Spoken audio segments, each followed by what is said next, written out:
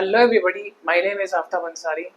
आज हम जूलॉजी में human health and disease chapter पढ़ने वाले हैं, जिसमें हम प्रोटोजोन डिजीज में मलेरिया को डिस्कस करेंगे। मलेरिया का जो पैथोजन है वो हम सब जानते हैं, प्लाज्मोडियम प्रोटोजोआ है, और इसका जो वेक्टर है वो है फीमेल एनाफिलिस मस्कीटो। तो डिस्कस करेंगे आज हम प्रोटोजोन डिजीज।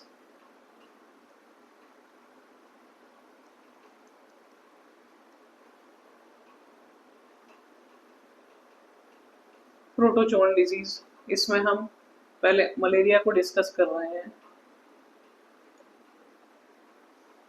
ठीक है, मलेरिया का पैथोजन क्या है? पैथोजन है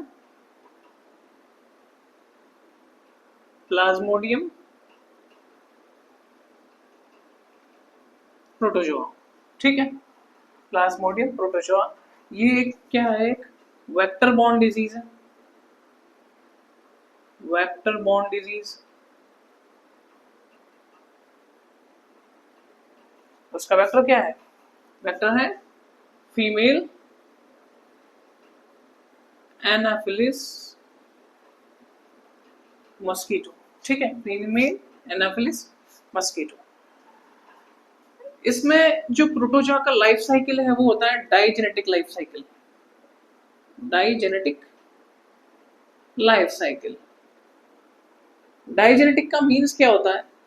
प्लाज्मोडियम को अपना लाइफ साइकिल कंप्लीट करने के लिए दो होस्ट की नीड होती है, इसलिए हम कहेंगे कि प्लाज्मोडियम का लाइफ साइकिल क्या है? डाइजेनेटिक है।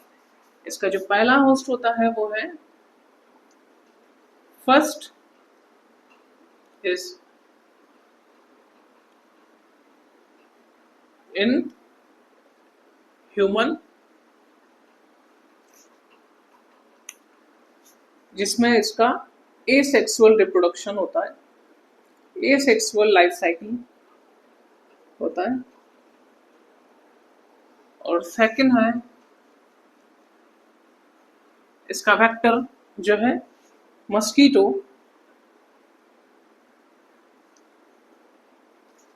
इसमें होता है सेक्सुअल लाइफ साइकिल।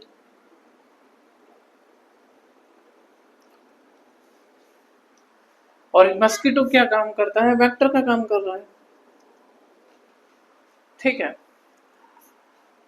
हम सबसे पहले लाइफ साइकिल स्टडी करने जा रहे हैं इसका ह्यूमन में। Life cycle in human of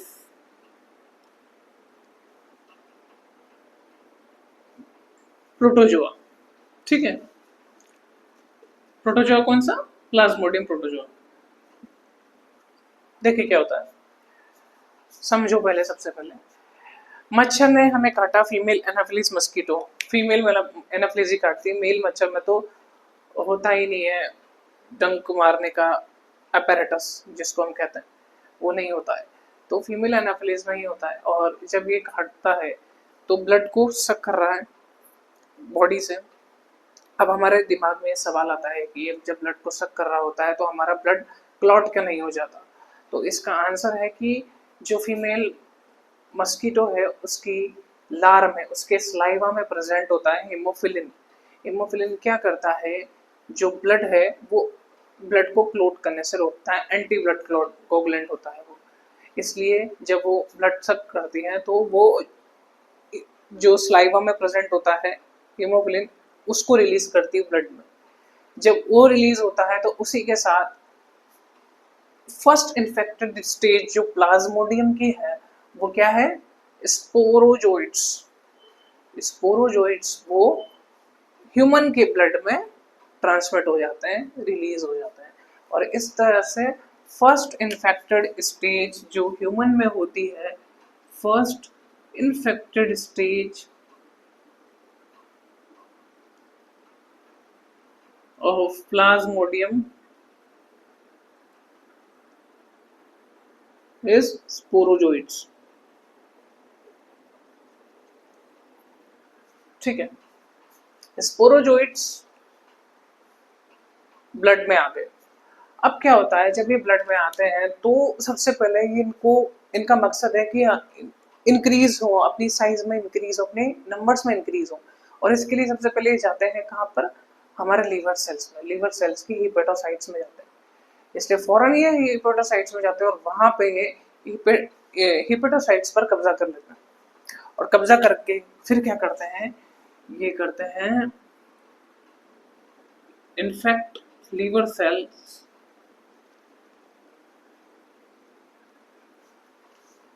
and engulf the cytoplasm of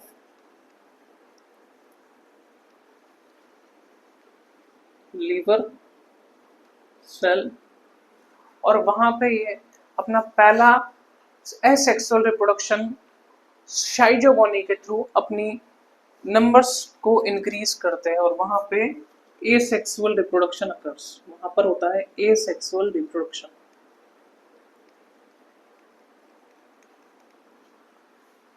engulf the cytoplasm of cells, asexual reproduction occurs in liver cells।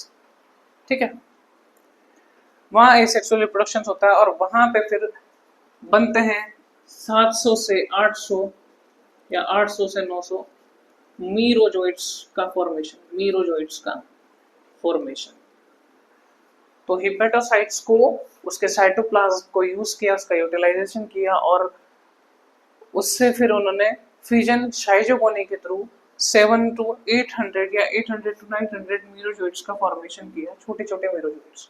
अब जब इतने सारे मीरोजोइट्स का फॉर्मेशन होता है हिपेटोसाइट्स के अंदर, तो हिपेटोसाइट्स को ये बस्ट कर देता है, फूट जाती है, हिपेटोसाइट्स बस्ट हो जाती है। और जब हिपेटोसाइट बस्ट हो जाती है, liver cells get burst and merozoites release into the blood. अब मीरोजोइट्स इतने सारे रिलीज होते हैं जो कुछ ब्लड में चले जाते हैं और कुछ वहीं लीवर सेल के अंदर ही दूसरी लीवर सेल को इन्फेक्ट करते हैं। तो कुछ क्या होता है, liver cells get burst and merozoites, mostly merozoites लिखेंगे हम, mostly merozoites released into bloods, release into blood. अब जब ये ब्लड में रिलीज होंगे तो ब्लड में अब किसे इन्फेक्ट करेंगे, तो आरबीसी को इन्फेक्ट करेंगे। और ब्लड में किसको इन्फेक्ट करेंगे, इनफेक्ट टू आरबीसी, ये आरबीसी को इन्फेक्ट द आरबीसी, ये ब्लड को आरबीसी को इन्फेक्ट करेंगे। अब ये मीरोजोइट्स वहां पे गए और वहां पे आरबीसी को इन्फेक्ट किया, तो आरबीसी को खाएंगे, आरबीसी को खाएंगे, आरबीसी का जो साइटोप्लाज्म है जो भी है उसको खाएंगे और वहां पे आपको अपने आप को डेवलप करेंगे और डेवलप करके ये बनाएंगे एडल्ट ट्रोफोजोइट्स बनाएंगे। ठीक है, एडल्ट फॉर्म में ट्रोफोजोइट्स फॉर्मेशन, ट्रोफोजोइट्स में डेवलप हो जाएंगे, डेवलपमेंट ऑफ ट्रोफोजोइट्स। ठीक है, ट्रोफोजोइट्स बनेंगे। अब ये ट्रोफोजोइट्स इन्होंने पूरी आरबीसी को तो निगल कर लिया। अब इस वहां पे जो हीमोग्लोबिन है, जो ऑक्सीजन कैरियर है हमारा, उसको भी ये डाइजेस्ट कर देंगे। तो ये जो ट्रोफोजोइट्स होते हैं, ये ट्रोफोजोइट्स डाइजेस्ट्स, ट्रोफोजोइट्स डाइजेस्ट्स हीमोग्लोबिन। जब हीमोग्लोबिन को डाइजेस्ट कर देंगे तो हीमोग्लोबिन से एक टॉक्सिन रिलीज होगा और वो टॉक्सिन का नाम होता है hemozoin, hemozoin substance, and makes and release hemozoin, hemozoin granules. ये हीमोजोइन ग्रैन्यूल्स होते हैं टॉक्सिक, टॉक्सिक होते हैं। जब ये हीमोजोइन ग्रैन्यूल्स ब्लड में फ्लो होंगे, when hemojoin granules released in blood plasma, due to this chill and fever occurs. आप सभी जानते होंगे, हम में से कईयों से डॉक्टर टेस्ट करने के लिए पूछते भी हैं कई बार कि आपको क्या ठंड लग के बुखार आ रहा है। तो उसका रीज़न क्या होता है कि हो सकता है कि पेशेंट को मलेरिया हो। उसका रीज़न क्या है कि ब्लड के अंदर हीमोजोइन ग्रैन्यूल्स होते हैं, वो रिलीज हो जाते हैं। इस वजह से वो क्या होता है, बॉडी का टेम्परेचर बढ़ता है और ठंड भी लगती है, तो ठंड लग के बुखार आना हम कहते हैं। तो उसका रीज़न यही होता है, due to the hemozoin granules chill and fever occurs. ठीक है। अब क्या होता है, जब ये आरबीसी में इतने टाइम तक रहते हैं, तो आरबीसी में कुछ टाइम के बाद एसेक्सुअल रिप्रोडक्शन के बाद इनमें गैमेटोसाइट्स का भी फॉर्मेशन स्टार्ट हो जाता है। ठीक है। ये अपनी सेक्सुअल स्टेज पे भी after further after many asexual reproduction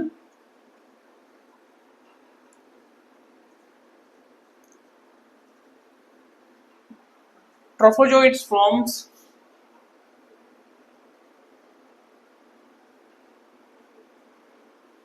sexual stages in other RBC और बहुत सी RBCs में है। अब वो जब एडल्ट हो जाता है ट्रोफोजोइट्स फॉर्मेशन होने के बाद, अब क्या होते हैं, ये अपनी सेक्सुअल रिप्रोडक्शन सेक्सुअल फेज में जाते हैं और सेक्सुअल फेज में वहाँ पे अपने ये फॉर्मेशन करते हैं microgametocytes and macrogametocytes. Formation of microgametocytes and macrogametocytes in RBC. तो आरबीसी के अंदर ही यहाँ पर ये सेक्सुअल रिप्रोडक्शन, जो आरबीसी का इरेथ्रोसाइटिक साइकिल चलता है, उसी में यहाँ पे ये सेक्सुअल अपनी स्ट्रक्चर का फॉर्मेशन कर लेते हैं। अब क्या होता है, जब दोबारा मच्छर काटता है तो ये ब्लड जब सक करते हैं, तो ये जो माइक्रोगैमेटोसाइट्स और मैक्रोगैमेटोसाइट्स जो हैं, ये ब्लड के थ्रू फीमेल मॉस्किटो के स्लाइवरी ग्लैंड में, या हम कह सकते हैं कि मिड गट के अंदर आ जाते हैं, मिड गट में ट्रांसफर हो जाते हैं और वहां से फिर फीमेल एनाफिलिस में सेक्सुअल रिप्रोडक्शन का साइकिल चलता है। जहाँ पे जो माइक्रोगैमेटोसाइट्स होते हैं, ये माइक्रोगैमेटोसाइट्स मेल गैमेट बनाते हैं और मैक्रोगैमेटोसाइट्स फीमेल गैमेट का फॉर्मेशन करते हैं। तो ये जो प्रोसेस है, ये हमने पहला देखा, ये है लाइफ साइकिल ह्यूमन के अंदर लाइफ साइकिल ये है, जहाँ पर हमने इन्फेक्टेड स्टेट देखी स्पोरोजोइड्स, फिर वहाँ पे ये सबसे पहले लीवर पर अटैक करता है, लीवर की सेल्स को खा जाता है, उसके बाद बहुत सारे अपनी संख्या बढ़ाने के बाद ही चले जाते हैं किसमें, आरबीसी में वहाँ पे वो अपने आप को डेवलप करके ट्रोफोजोइट्स का फॉर्मेशन करते हैं। ट्रोफोजोइट्स फिर उसके बाद डाइजेस्ट करते हैं हीमोग्लोबिन को, इससे हीमोजोइन ग्रैन्यूल्स बनते हैं। हीमोजोइन ग्रैन्यूल्स की वजह से चिलन फीवर होता है और उसके बाद फर्दर एसेक्सुअल रिप्रोडक्शन के बाद वहाँ पर ही ये आरबीसी के अंदर ये सेक्सुअल रिप्रोडक्शन के लिए माइक्रोगैमेटोसाइट्स और मैक्रोगैमेटोसाइट्स का फॉर्मेशन करते हैं। तो ये है लाइफ साइकिल इन ह्यूमन। अब हम देख लेते हैं यहीं पे life cycle in female mosquito. Second में हम देखें फीमेल मस्कीटो में life cycle.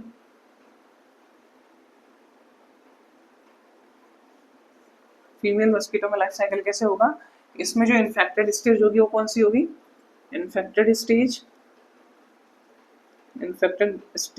In female Anopheles.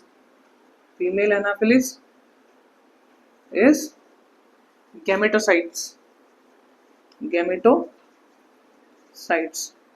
ठीक है।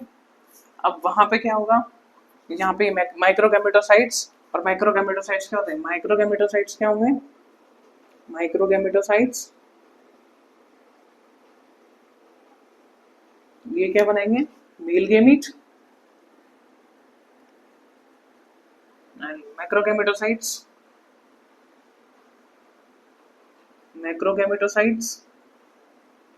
फर्दर डेवलप होकर क्या बनाएंगे, फीमेल गेमेटोसाइट्स, या हम कह सकते हैं ओवर। इन दोनों के फ्यूजन से, फर्टिलाइजेशन से क्या बनेगा, फर्टिलाइजेशन से क्या बनेगा, स्पोरोजोइट्स, स्पोरोजोइट का फॉर्मेशन हो जाएगा। और फिर ये आगे स्पोरोजोइट्स फिर क्या करेगा, नेक्स्ट जो वापस दूसरे ह्यूमन बीइंग को इन्फेक्ट करेगा और उसकी इन्फेक्टेड स्टेज क्या बन जाएगी, स्पोरोजोइट्स। तो ये हमारा प्लाज्मोडियम का लाइफ साइकिल है। Thank you very much.